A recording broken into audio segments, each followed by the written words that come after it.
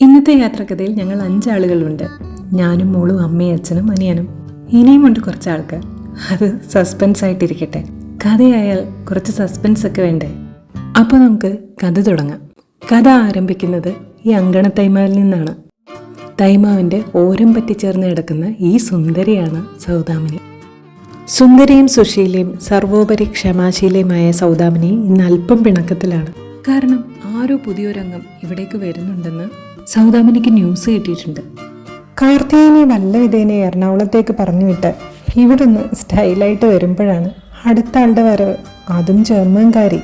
ഇനി ആ മദാമയുടെ പത്രാസ് കാണണമല്ലോ എന്നൊക്കെയാണ് സൗദാമിനിയുടെ ചിന്ത. പക്ഷെ ബെല്ലുവിനോട് അത്ര വിരോധമില്ല സൗദാമിനിക്ക്. കാരണം ബെല്ലു സ്വന്തം ചോരയാണെന്നാണ് സൗദാമിനിയുടെ ഭാഷ്യം. ഇനി നമുക്ക് കഥാനായകനെ പരിചയപ്പെടാം. എക്സാം ഹാളിൽ കയറുന്ന കുട്ടി ലാസ്റ്റ് മിനിറ്റ് പുസ്തകം താഴ്ത്തി വെക്കാൻ മടിക്കുന്നത് പോലെ കാറിൽ കയറുന്നതിന് തൊട്ടു മുമ്പ് പത്രം താഴ്ത്തി വെക്കാൻ മടിക്കുന്ന ഈ വലിയ കുട്ടിയാണ് നമ്മുടെ കഥാനായകൻ. കാറിൽ കയറാൻ വിളിക്കുമ്പോൾ ഇടയ്ക്കിടയ്ക്ക് ഞങ്ങളെ നോക്കി വിരട്ടുന്നുമുണ്ട്.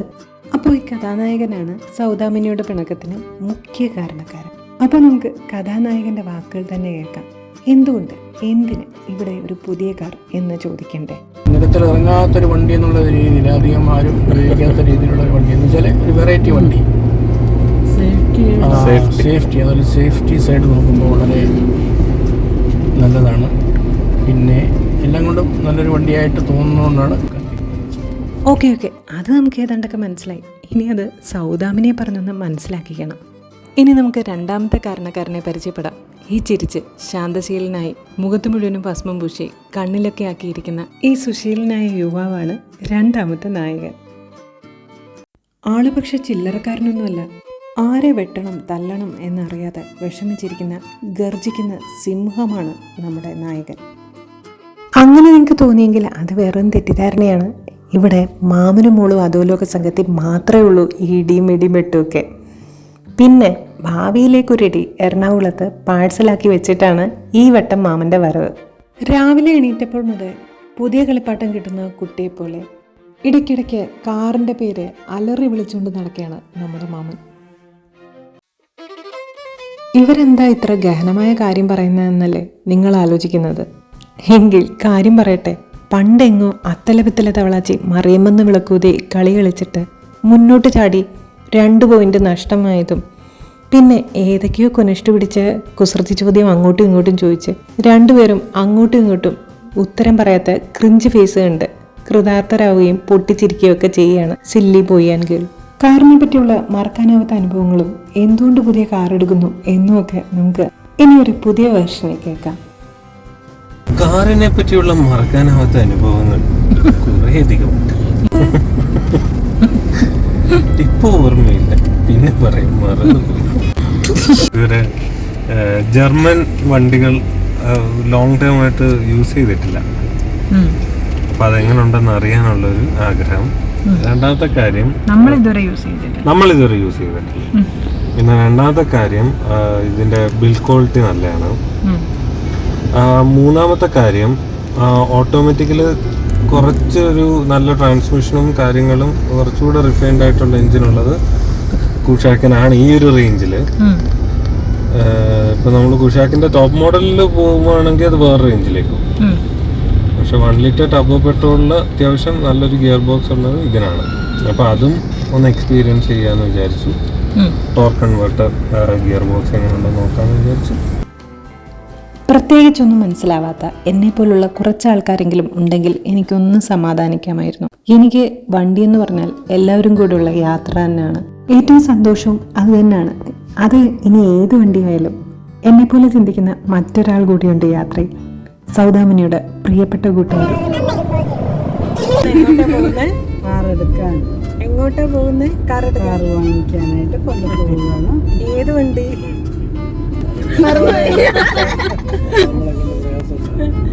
ഏത് വണ്ടി എടുക്കാനാ? അമ്മയും അമ്മയുടെ കാർ ഓർമ്മകളൊക്കെ പങ്കിട്ടു. പക്ഷെ അതല്പം വേദനിപ്പിക്കുന്ന ഓർമ്മകളാണ്. അമ്മമ്മ മരിച്ചത് ആ വണ്ടി വന്ന ദിവസമായിരുന്നു എന്ന് അമ്മ പറയുന്നു. അമ്മ അന്ന് കുട്ടിയായിരുന്നു. അമ്മയും അമ്മയുടെ സഹോദരിമാരും എല്ലാം ചേർന്ന് 5 സഹോദരങ്ങളും അപ്പൂപ്പനും എല്ലാം കൂടി അംബാസഡറിൽ പോകുന്നതും ഒക്കെയാണ് അമ്മയുടെ കുട്ടിക്കാലത്തെ ഓർമ്മകൾ.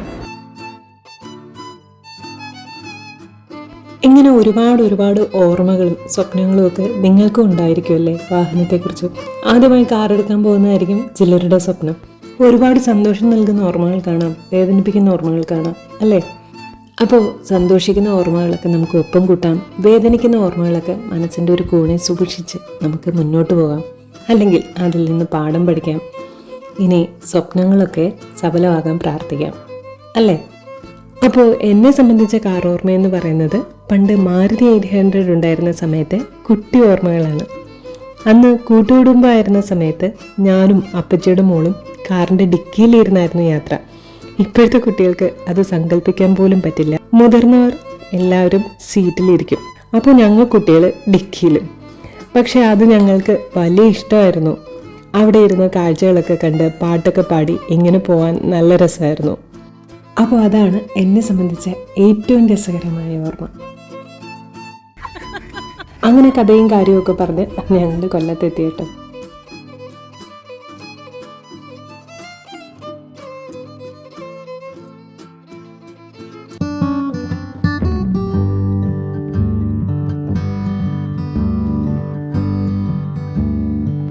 നിങ്ങൾ ശ്രദ്ധിച്ചിട്ടുണ്ടോ, കാറെടുക്കൽ രീതികൾക്ക് ഇപ്പോഴും അപ്പോഴും ഒക്കെ എന്തെല്ലാം വ്യത്യാസങ്ങളാണ്. ഓരോ വർഷം കഴിയും തോറും പുതുമകൾ. കൊള്ളാല്ലേ?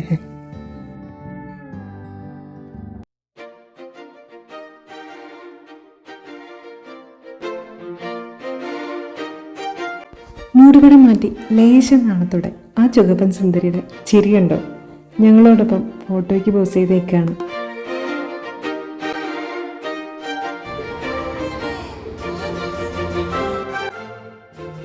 Happy motoring. കാറെടുക്കൽ ചടങ്ങിന് ശേഷം മധുരം നിറഞ്ഞ ആശംസകൾ.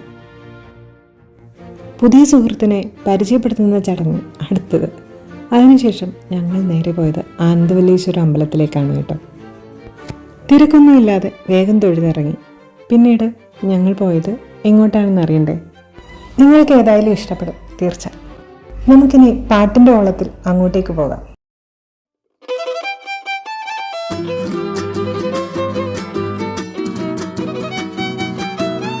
കാറിൻ്റെ ഒഫീഷ്യൽ പൂജാ ചടങ്ങ് അടുത്ത ദിവസം കൊട്ടാരക്കര ഗണപതി ക്ഷേത്രത്തിൽ വെച്ചാക്കാമെന്ന് വിചാരിച്ചു. ഇനി രണ്ടുദ്ദേശമുണ്ട്. വയറുകൾ നിറയ്ക്കണം. ഒന്ന് കാറിൻ്റെതും പിന്നെ ഞങ്ങളുടേതും. ഞങ്ങൾ പിന്നെ നേരെ പോയത് കൊല്ലം തേവള്ളിയിലെ ജലദർശിനിയിലേക്കാണ്. കടലിലെ ഫാമിലിയുടെ ഒരു ഗെറ്റ് ടുഗദർ വേണമെങ്കിൽ നമുക്കിവിടെ തീന്മേശയിൽ ഒരുക്കാം. അതുപോലെ വെറൈറ്റികളുണ്ട് ഇവിടെ. പേരുകൾ വായിച്ച് ഞാനിങ്ങനെ താളുകൾ മറിക്കുകയാണ്. മുരിങ്ങിയിറച്ചി, ഞണ്ട്, കൊഞ്ച്, കക്ക, മത്സ്യവിഭവക്കാരുടെ പ്രിയപ്പെട്ട ഡൈനിങ് സ്പോട്ടാണിത്. പക്ഷേ പൂച്ചയ്ക്ക് എന്താ പൊന്നിരിക്കുന്നിടത്ത് കാര്യം എന്ന പോലെയാണ് എൻ്റെ അവസ്ഥ. എനിക്കിതൊക്കെ നോക്കിയിരിക്കാനേ പറ്റൂ.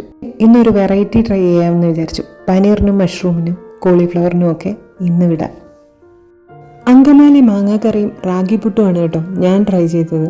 അങ്കമാലിയിൽ അമ്മാവൻ, അങ്കമാലി ഡയറീസ് എന്നൊക്കെ നിങ്ങൾ കേട്ടിട്ടുണ്ടാവും. പക്ഷേ അങ്കമാലി മാങ്ങാക്കറിയാണ് മാങ്ങാക്കറി. നല്ല അടിപൊളി ടേസ്റ്റാണ് കേട്ടോ. അതും പുട്ടിൻ്റെ കൂടെ ജസ്റ്റ് ഒന്ന് പരീക്ഷിച്ചാണ്. കൊള്ളാം, അടിപൊളി. പുതുവർഷത്തിൽ ഞങ്ങൾക്ക് കിട്ടിയ പുതിയ ചങ്ങാതിയും കുട്ടി ഞങ്ങൾ വീട്ടിലേക്ക് മടങ്ങി. ഇനി നമുക്ക് കൊട്ടാരക്കരയിൽ കാണാം.